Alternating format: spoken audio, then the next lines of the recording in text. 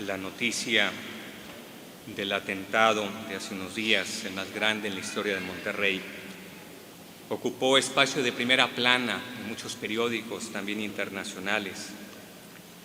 Yo estaba en El Salvador dando una plática, una conferencia, y el viernes amanecimos con la prensa, en primera plana, Monterrey y esa tragedia, ese atentado tremendo, un grupo de sicarios que asesinó de la manera más brutal, despiadada, a 53 personas inocentes, la mayoría mujeres.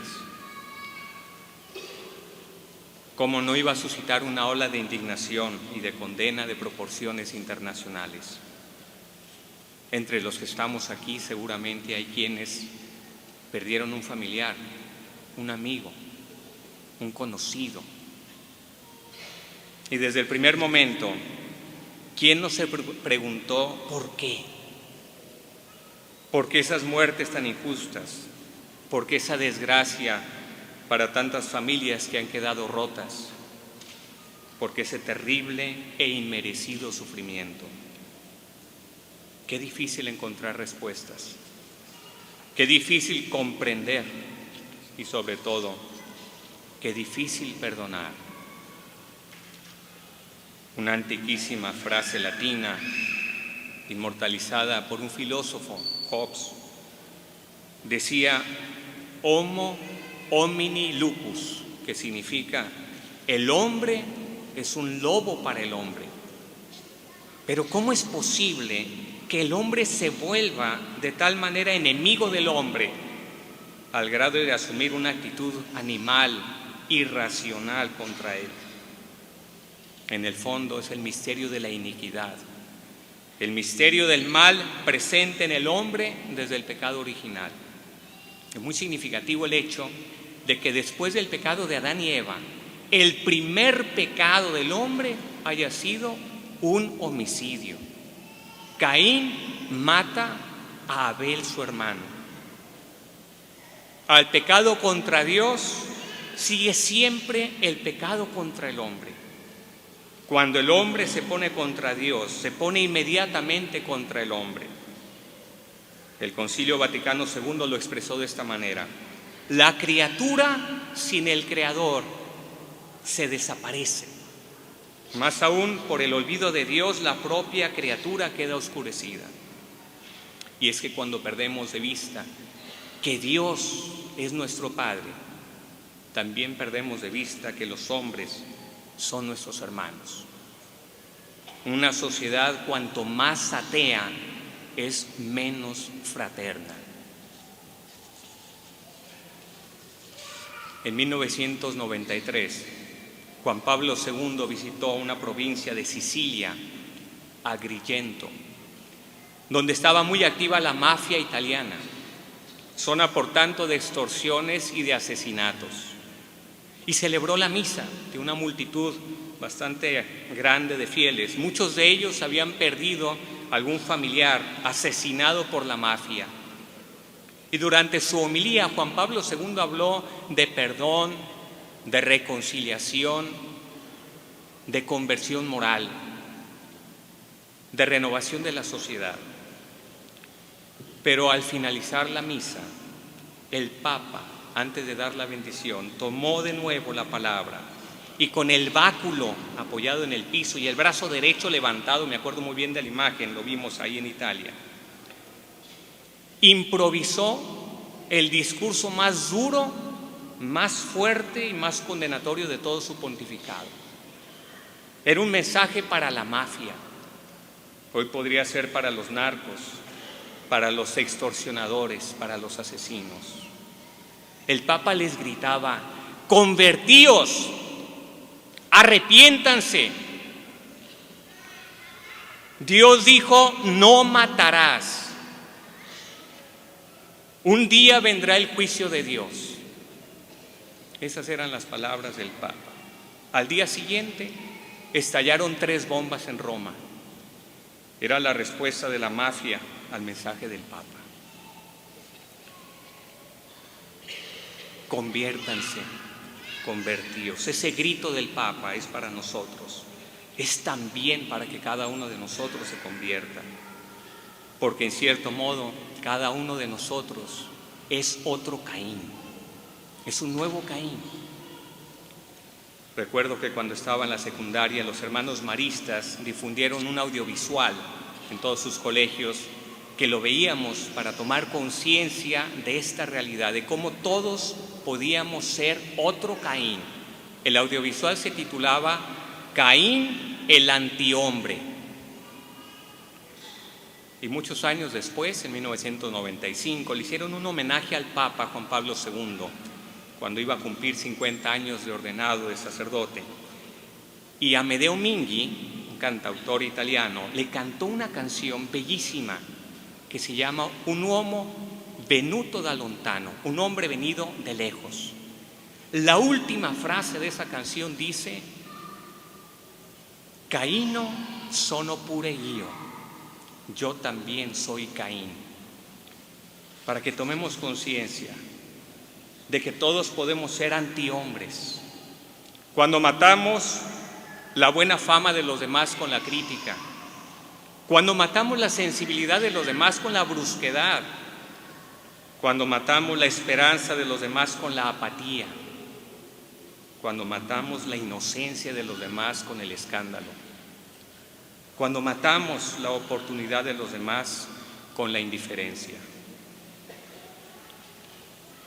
El Evangelio de hoy nos dice que al final el Hijo del Hombre vendrá rodeado de gloria con sus ángeles y le dará a cada uno lo que merecen sus obras. No nos toca a nosotros juzgar, pero sí condenar, y con toda la fuerza, los actos que atentan contra la vida de nuestros hermanos. Toda vida humana es sagrada. La Iglesia nunca se ha cansado de repetirlo. Desde la concepción hasta la muerte natural, toda vida humana debe ser respetada. Y cito el Catecismo: el quinto mandamiento condena como gravemente pecaminoso el homicidio directo y voluntario. El que mata y los que cooperan voluntariamente con él cometen un pecado que clama venganza al cielo. Son palabras del Catecismo. Ante el atentado del jueves, es muy fácil dejarse llevar por un modo de pensar demasiado humano, un modo de pensar que puede desembocar en la venganza, en la justicia por la propia mano, en querer vencer el mal con el mal. Juan Pablo II también dijo que eso solo genera una espiral de violencia. Me la hiciste, te la hago.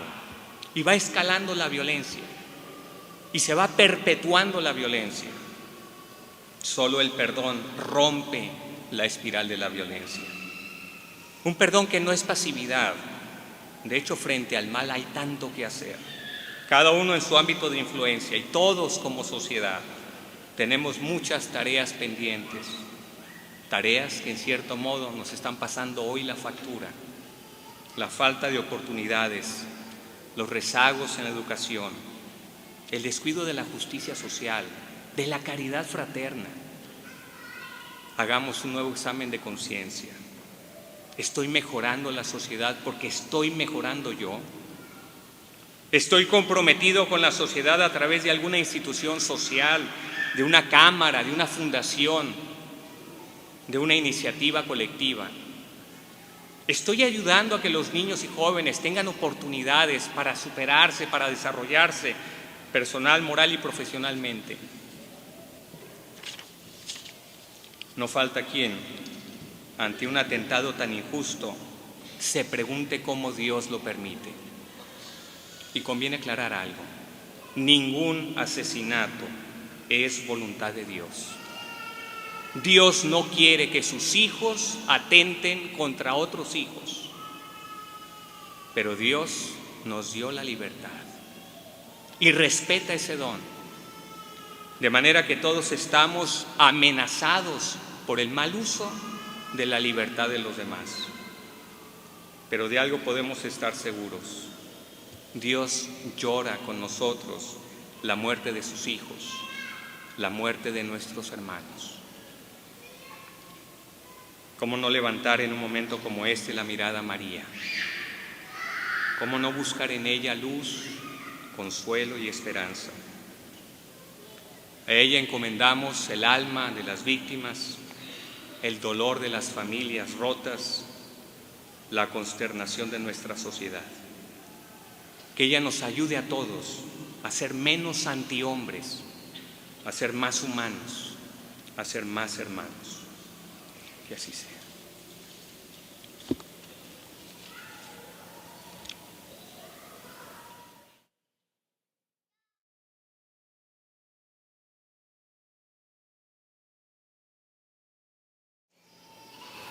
Señor Jesús, nuestro corazón necesita esa renovación interior.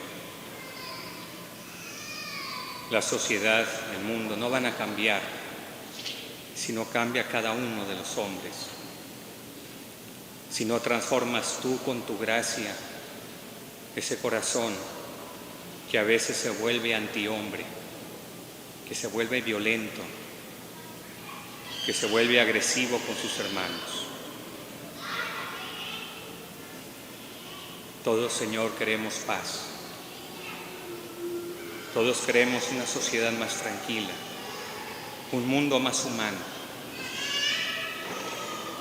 Alcánzanos, Señor, ese don tan alto, tan grande, dándole a cada uno de nosotros la paz interior. El que cada uno de nosotros ponga por encima de sus propios intereses el interés de la comunidad, el interés de los demás, la necesidad de los demás. Danos, Señor, un corazón cada vez más sensible, cada vez más abierto a responder a esas necesidades de los demás. Y que nos comprometamos cada uno, según las propias posibilidades, en mejorar, en transformar esta sociedad, en buscar el bien por encima de todo, en respetar la integridad de los demás. En definitiva, en amar cada vez más a nuestros hermanos. Te encomendamos especialmente a las familias que han sufrido en estos días la pérdida de un ser querido, y te encomendamos también el alma de los que las han matado, para que tú les concedas, Señor, en el modo que solo tú sabes, la conversión interior, el arrepentimiento, la búsqueda de otros caminos, para que no lastimen a los demás.